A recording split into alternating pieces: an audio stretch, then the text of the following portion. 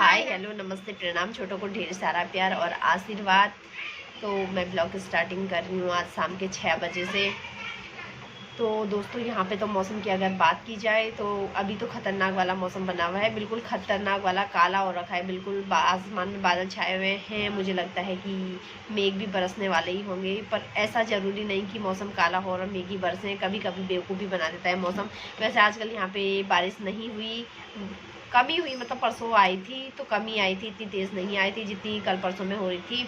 तो आजकल यहाँ पे बारिश नहीं है जिधर हम रहते हैं। बाकी आधी दिल्ली तो डूब चुकी है, डूब चुकी नहीं, जल थल जल में वो हो रखी है।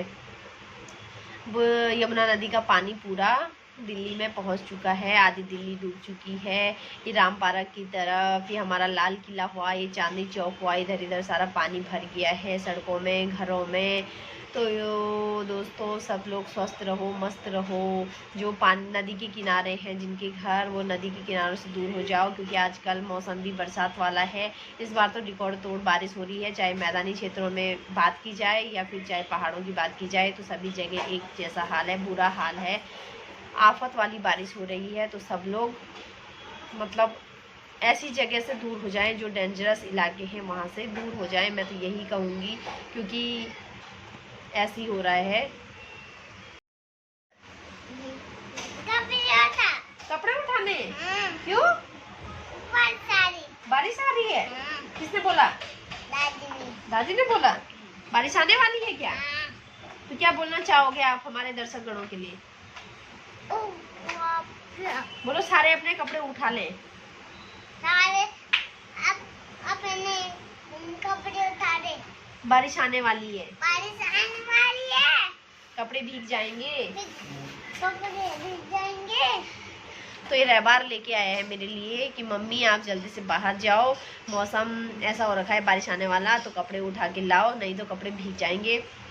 तो बच्चों की भी माननी हुई, जब वो रहबार लेके आए तो मुझे भी जाना ही पड़ेगा। मौसम बहुत काला हो रखा है, मैं यहीं पे से देख रही हूँ जाली वाले दरवाजे से। तो मैं भी अब कपड़े उठा के लाती हूँ, इस मौसम का कोई भी भरोसा नहीं है। दोस्तों मैंने ये ग्लव्स ऑर्डर किए थे अमेज़ोन पे, तो मेरे ग्लव्स फाइनली मुझ तक पहुंच गए हैं। मैंने ये इसलिए मंगवाए। अब आप सोच रहे होंगे ग्लव्सों का क्या करेंगे। मेरे हाथ में दोस्तों एलर्जी हो रही है, मेरे उंगलियों में देखो ये हो रही है ना, सारी उंगलियां ख़राब हो रही हैं एलर्जी से, बहुत खुजली हो रही है हाथ में। मैं बहुत ज़्यादा परेशान रहती हूँ उस खुजली से, रात में दिन में 24 घंटे मतलब खुजली होती रहती है हाथ में। ये मुझे मेरे हिसाब से लग रहा है कि मैं जो विम बार वगैरह बर्तन धोने का जो विम बार होता है ना, उससे ही ये परेशानी मुझे हो रही है। और जो मैं कपड़े धुलती हूँ ना, आजकल तो ऐसे भी रोज़ कपड़े हो रहे हैं, रोज़ पर डे में बिना कपड़े धोए नहीं हूँ। तो हम जो पाउडर यूज़ करते हैं शायद उससे भी हो रहा है, कपड़े धोने का जो डिटर्जेंट पाउडर रहता है, तो उससे भी मुझे ये प्रॉब्लम हो रही है। और कपड़े धोने का साबुन, ये सारी चीज़ें मुझे सूट नहीं कर रही हैं। तो उस वजह से मेरी ये सिर्फ उंगलियों में, बाकी शरीर की किसी भी अंग में नहीं है ऐसी परेशानी, सिर्फ मेरी उंगलियों में ही हो रहा है, मतलब हाथ वाली जगह में ही हो रहा है, इससे ऊपर भी नहीं, इससे नीचे ही हो रहा है, मतलब उंगलियों में। बाकी कहीं ऐसी दिक्कत नहीं है। ये मुझे काफ़ी टाइम से हो रहा है, मैं ऐसे झेल रही थी। तो मैंने वैसे नंदनगर थी जब, तो वहाँ से दवाई ली थी हटवाल जी से, लेकिन उस दवाई से भी मुझे कोई फ़र्क नहीं पड़ा। तो मैंने लास्ट में ये डिसीजन लिया, मैं ऐसे ही चेक कर रही थी तो मुझे ऐसा आइडिया आया कि मुझे ग्लव्स डाल करके मतलब बर्तन वगैरह धोने चाहिए, या वो करना चाहिए क्या, कपड़े वगैरह धोने चाहिए। तो मैंने फाइनली ये डिसीजन लिया। अमेज़ोन से मैंने ऑर्डर किया था ये ग्लव्स, तो मुझे आज फाइनली मिल गया। ये ऑर्डर मैंने कब कर दिया था, 11 तारीख को कर लिया था, आज 15 तारीख है ना, हाँ आज 15 तारीख है, 15 तारीख को आया फाइनली ये। अब मैं इन्हें डाल के बर्तन धोऊँगी, कपड़े धोऊँगी, तो देखती हूँ अब इससे रिलैक्स मिलता है नहीं मिलता है, खुजली को आराम मिलता है या नहीं मिलता है। एक बार ट्राई करने में क्या जाता है। दवाइयाँ तो इतनी खा रहे, वैसे मैंने दवाइयाँ भी ज़्यादा नहीं खाई, नंदानगर में ली थी तो उससे आराम नहीं आया, मैं ऐसी झेल रही थी, नहीं हो रहा है कुछ भी, ज़्यादा ही बढ़ते जा रही है खुजली। तो मैंने कहा इस खुजली को बढ़ाने से अच्छा कुछ ऐसा उपाय ढूंढा जाए, ना शरीर को ज़्यादा नुकसान हो। अंग्रेजी दवाइयाँ तो आप जितना लोगे तो ज़्यादा नुकसान ही करेगी। तो मैंने फाइनली यही डिसीजन लिया था। अब देखो इससे क्या होता है नहीं होता, वो मैं आप लोगों के साथ शेयर करूँगी। यदि आपके लिए भी ऐसी परेशानी है कुछ, तो आप लोग भी, पहले मैं ट्राई कर रही हूँ, तो आपको मैं फिर से नई वीडियो जब बनाऊँगी सही हो जाएगा मेरा हाथ, या आराम मिलेगा इन सब चीज़ों को यूज़ करने के बाद, तो मैं आपको एडवाइस दूँगी। नहीं तो आप लोग जो कर रहे होंगे मुझे एडवाइस करना है कि किस वजह से मेरे हाथों में ये एलर्जी हो रही है। बाकी शरीर के किसी भी अंग में नहीं है, सिर्फ हाथों में है। तो मैं ये ट्राई कर रही हूँ। तो अगर मैं मौसम की बात करूँ तो दोस्तों ऐसा बना हुआ है हमारी दिल्ली में मौसम।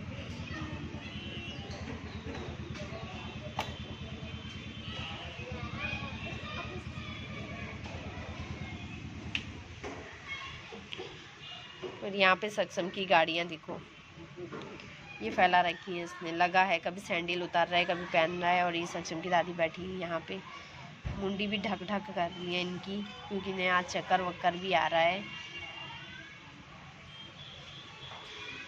तो ये डाले हैं कपड़े, यही उठाने के लिए बोल रहा है कि कपड़े उठा लो।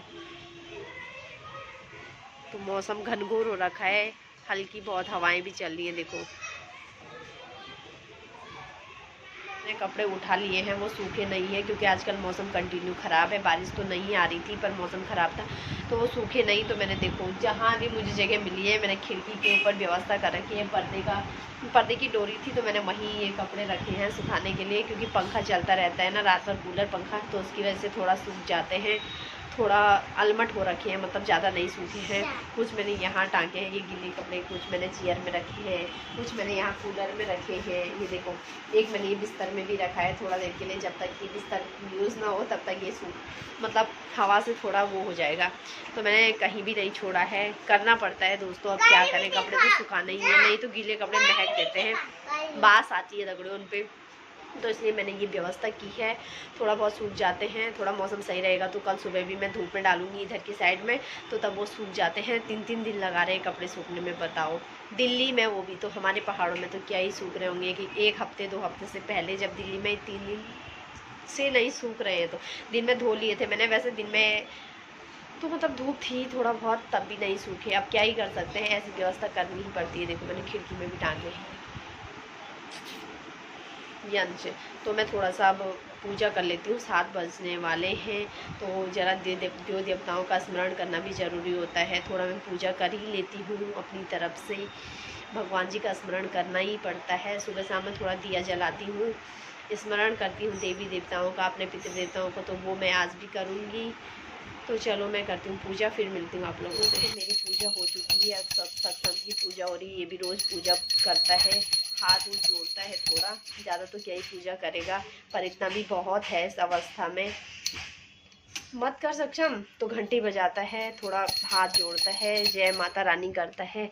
तो मेरी तो हो चुकी है पूजा। सुबह मैं पूजा करती हूँ इसलिए कि हमेशा मैं प्रार्थना करती हूँ सुबह उठ के कि हे भगवान, मेरे मन, कर्म और वचन या वाणी से किसी को भी दुख ना पहुँचे, ठेस ना पहुँचे, मुझसे कोई गलत कार्य ना हो आज पूरे दिन भर में। और शाम की पूजा में मैं क्षमा मांगती हूँ प्रभु से कि भगवान, मेरे मन, कर्म, वचन, वाणी से अगर किसी भी प्राणी मात्र को लेस मात्र भी ठेस पहुँची हो तो उसे माफ़ कर देना, क्योंकि मैं एक तुच्छ प्राणी हूँ। अब मनुष्य तो गलतियों का पुतला है ना, अनचाहे अनकहे में कितनी गलतियाँ हो जाती हैं। हम चाहते नहीं कि गलतियाँ करें, लेकिन कभी कभी अनचाहे अनकहे में हो ही जाती है।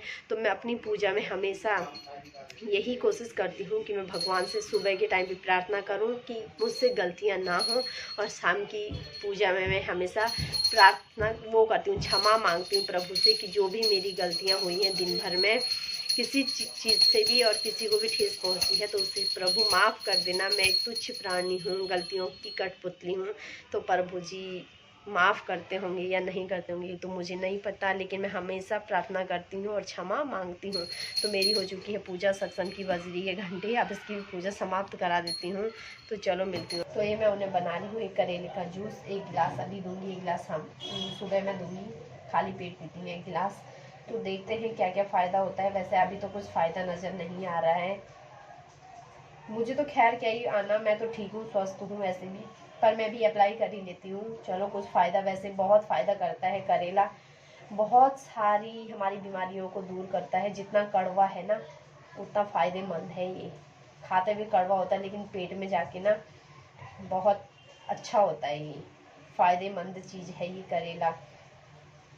तो इसका मैं जूस बना रही हूँ, मैं भी पीऊँगी 1 गिलास, सक्षम की दादी भी पिएगी 1 गिलास। तो मिलती हूँ अभी जूस बनाने के बाद, बताती हूँ मैं आपको कैसा होता है इसका जूस।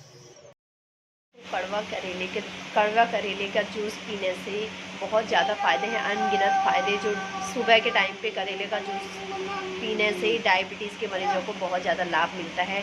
डायबिटीज़ के मरीजों के लिए करेले का जूस यानी कि अमृत के समान माना गया है। डायबिटीज़ कंट्रोल होता है, मोटापा कंट्रोल होता है, त्वचा के लिए फ़ायदेमंद होता है।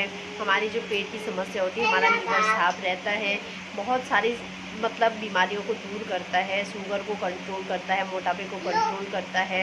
लेकिन ज़्यादा पीने से भी इसके नुकसान है, ज़्यादा भी नहीं पीना चाहिए करेले का जूस। क्यों? क्योंकि हमें अपच की समस्या हो जाएगी, खाना नहीं कर पाएगा, ज़्यादा जूस पियेंगे तो बहुत सारी दिक्कतें हो जाती है, पेट संबंधी दिक्कतें। ज़्यादा भी नहीं पीना चाहिए। तो करेला जितना कड़वा होता है उतना ही अमृत के समान फ़ायदा भी करता है पेट में जाने के बाद। डायबिटीज़ के मरीजों के लिए तो बहुत ही ज़्यादा फ़ायदेमंद है, शुगर के मरीजों के लिए भी, और त्वचा के लिए भी इसके अनगिनत फ़ायदे हैं। तो आप लोग भी पी सकते हैं, लेकिन अति मत पीना, पहले थोड़ा थोड़ा करके ट्राई करना।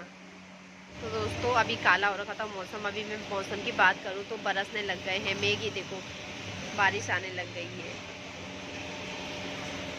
अंधेरा भी हो गया है, इतना क्लियर नहीं दिखाई दे रहा होगा, लेकिन बारिश आने लग गई है। यहाँ पे दीप तो आ चुके हैं ड्यूटी से, ये ऑफिस से आ गए हैं। एक ने तो अपना खोपड़ा भी छुपा लिया है, ये काफ़ी सुंदर हो गया है ना आजकल।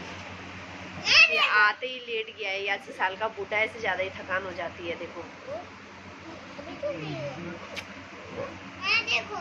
और ये देखो कितने हो गए ये?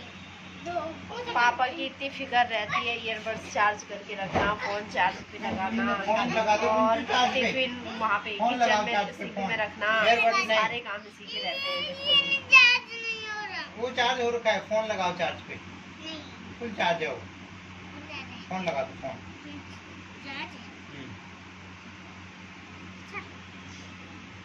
ये ड्यूटी रहती है सक्षम की, ये फोन चार्ज पे लगाना, बेड में रखो ना, ये जाओ देखो